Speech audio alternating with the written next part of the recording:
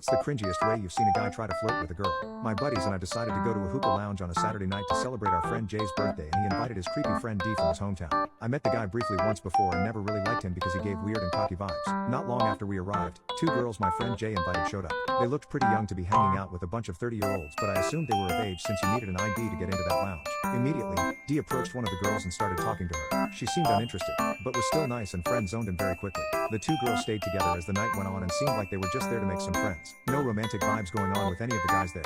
From the stories I've heard of D, he sounds like a huge womanizer. He acts very forward with women, a little too forward sometimes, and to me he comes off as creepy rather than charming like he probably thinks he seems. He kept calling the girls over to watch him do hookah smoke tricks, and it looked like they couldn't care less. It was pretty funny. About 30 minutes later, I go to sit down at the table where D is smoking. I needed to check my phone really quick, so I sat down and minded my own business.